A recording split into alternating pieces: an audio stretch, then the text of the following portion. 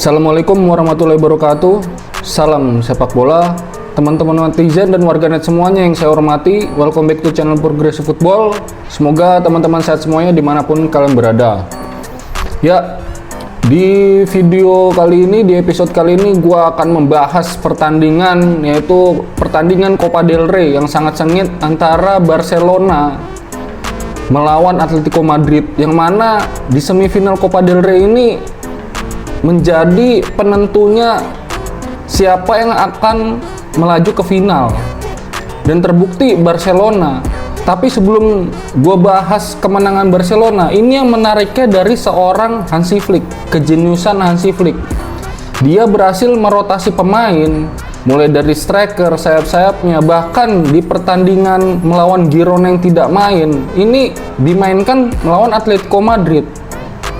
Berarti kepercayaan dari seorang Hansi Flick dengan kedalaman skuad yang ada, ini patut kita acungi jempol.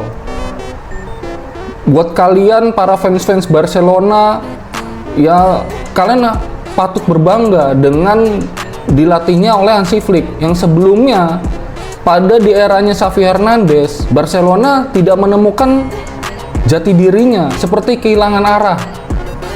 Dan di sini bahkan sebelum datang Hansi Flick, Barcelona banyak ingin menjual pemainnya. Contohnya Rafinha, ini ingin dijual. Terus Lamine Yamal yang diandalkan oleh Xavi Hernandez ingin dijual oleh Barcelona. Kenapa? Karena dari segi pengalaman, Lamine Yamal ini tidak cukup untuk Barcelona. Terus ada lagi Konde ingin dijual. Berhubung dengan adanya Hansi Flick berhasil merayu para petinggi-petinggi Barcelona, dan akhirnya Rafinha tidak jadi dijual, terus Fermin tidak jadi dijual, pemain-pemain muda berbakatnya itu. Ada lagi kemasukan Dani Olmo, berhasil merekrut Dani Olmo, walaupun ada beberapa transfer yang sulit karena telat mendaftarkan namanya. Tapi di sini dibuktikan oleh Hansi Flick dengan kecerdasannya, dengan keyakinannya kepada pemain-pemainnya. Bahkan semenjak dilatih Hansi Flick, pemain Barcelona di setiap lini ini menjadi pemain bintang. Mulai dari back, ada Inigo Martinez, terus ada Cubarsí yang diorbitkan oleh Hansi Flick, yang sebelumnya tidak tahu ini siapa, ini pemain ini siapa, tidak begitu dikenal pada eranya Xavi Hernandez. Terus Julius Konde menemukan bakat alaminya membantu penyerangan. Dia yang notabene sebagai back kanan bertahan, tapi ketika dilatih oleh Hansi Flick, dia perannya seperti Philipp Lahm dulu, yaitu berhasil membantu penyerangan yang mana kadang overlap, tapi dia tidak lupa dengan bertahannya. Dia langsung lari ke belakang ketika bola direbut oleh lawan.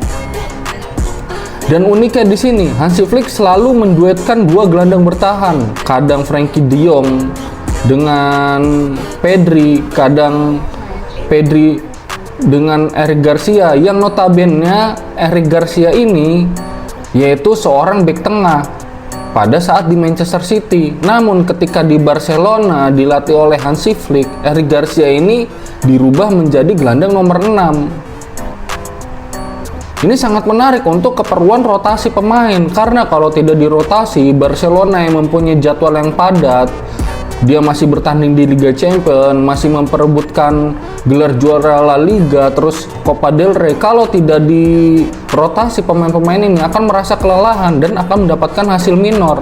Ini kejeniusan dari Hansi Flick. Dengan kedalaman skuad yang ada, dia berhasil mencoba, tapi bukan asal mencoba, tapi berhasil meyakinkan pemainnya untuk bermain maksimal, mengeluarkan bakat-bakat alaminya. Ini yang gue suka dari seorang Hansi Flick. Gue jadi teringat ketika dia melatih Barcelona seperti ini. Tadi ketika dilatih Pep Guardiola, terus dilatih Hansi Flick, ini berbeda jauh. Yang mana notabene ketika dilatih Pep Guardiola, ini bermainnya sangat monoton. Tiki taka yang di Barcelona dibawa ke Bayern Munchen, ini sangat monoton.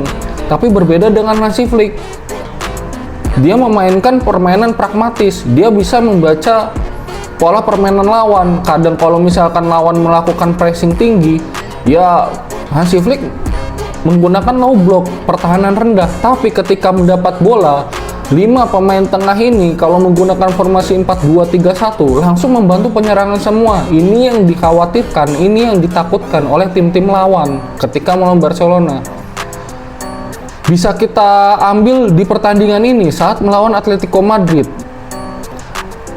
Bermain sepak bola yang pragmatis, mencari ruang kosong, pemain yang tidak memegang bola selalu mencari ruang kosong, sehingga ketika ada pemain rekan yang memegang bola langsung melihat celah kosong, melihat pergerakan pemain, langsung tuning chemistry-nya antar pemain ini, langsung bermain dan akan tahu mau ngoper bola ke siapa. Ketika contohnya di gol Barcelona ini, gol pertamanya emang hanya satu-satunya gol ini, gol pertamanya diciptakan oleh Ferran Torres.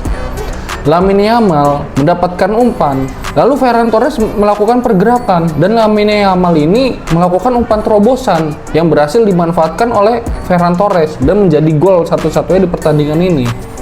Ini yang gue bilang tadi, permainan bola yang pragmatis itu lebih efisien daripada permainan bola tiki taka, mengandalkan 100 operan atau 200 operan tapi tidak efektif untuk menciptakan gol, bahkan sering menjadi kesalahan. Ini yang dirubah dari Hansi Flick, yang mana Barcelona dari mulai era pelatihnya Frank Rijkaard itu polanya selalu tiki taka, selalu possession ball. Dan kalau kena counter attack, ini sangat kewalahan Barcelona ini. Karena saking lamanya, jadi pemain harus konsentrasi mengoper ke siapa, memutar-mutar bola. Dan ini menjadi menjadi bom bunuh dirinya Barcelona tersendiri. Dan Hansi Flick ini yang gue salut lagi, dia berhasil memainkan Ferran Torres. Pada waktu saat dilatih Xavi, Ferran Torres kurang dipercaya, tapi ketika dilatih oleh Hansi Flick, Ferran Torres ini lebih dipercaya lagi, bahkan bisa menggantikan perannya Lewandowski. Ya, Lewandowski tahun sekarang sudah berumur 36 atau 37 tahun, sedangkan Ferran Torres baru berumur 25 tahun. Ini menjadi yang tadi pemain sayap di Manchester City bisa dirubah menjadi striker tunggal di Barcelona. Ini kelebihan Hansi Flick yang gue bilang tadi, selalu melihat bakat alamiah para pemain. Dia bagusnya ditempatkan posisi mana, sekali dicoba ternyata benar. Perubahan taktik Hansi Flick ini sesuai dengan pemain. Ferran Torres dari body balance kurang, tetapi dengan kecepatannya dia bisa memanfaatkan itu. Dengan timing, dengan keakurasian tendangannya, dia bisa memanfaatkan itu dan bisa menembus pertahanan Atletico Madrid, yang pada pertandingan ini Atletico Madrid menggunakan formasi 5-3-2. Walaupun saat bertahan Atletico Madrid menggunakan formasi 5-4-1, tapi ini kewalahan dengan 4 gelandang tengah Atletico Madrid melawan 5 gelandangnya Barcelona. Bahkan Jules Koundé bisa menambah pemain di lini tengah, mengobrak-ngabrik pertahanan Atletico Madrid. Sedangkan Atletico Madrid hanya terfokus pertahanan saja. Oke, mungkin rapat, ada 5 pemain bertahan yang sejajar dan 4 gelandang yang sejajar, tapi itu menjadi kesalahan fatal. Bisa dikepung oleh Barcelona. Barcelona bisa dengan bebas leluasa melakukan pragmatis football.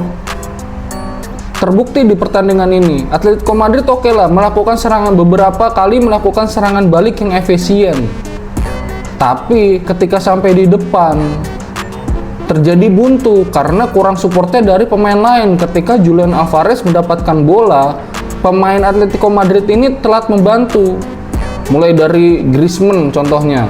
Terus ada De Paul, ada Gianluca Simeone, ini telat membantu serangan baliknya Atletico Madrid. Dan ini yang menjadi poinnya di pertandingan ini.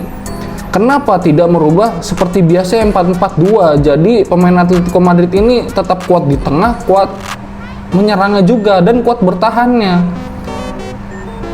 Kenapa harus fokus bertahan? Karena ini perebutan untuk masuk ke final Copa del Rey. Dan semoga saja atas kemenangan ini nanti Barcelona ini di final melawan Copa del Rey ini akan melawan Real Madrid. Dan ini ibaratnya pertemuan final sebelum nanti, ini kalau feeling gue di Liga Champions antara Barcelona dan Real Madrid juga. Ini feeling gue pribadi ya, jangan disamaratakan dengan pendapat persepsi orang lain. Ini feeling gue pribadi, Barcelona di Liga Champions akan bertemu dengan Real Madrid juga. Dan apabila nanti salah satu ada yang kelelahan, salah rotasi pemain, dan ini akan menjadi blunder nih Barcelona nih di La Liga, karena selisih 1 poin juga dengan Real Madrid. Terus di Liga Champions dia juga masih memainkan beberapa laga juga, sudah masuk perempat final juga di Liga Champions. Ini sangat fatal. Barcelona harus pintar-pintar, terutama Hansi Flick dengan kecerdasannya melihat pemain, merotasi pemain agar Barcelona bisa treble winner di tahun ini, 2025 ini. Oke, gue Iqbal dari Progressive Football. Sekian berita pertandingan antara Barcelona melawan Atletico Madrid, dan ciao.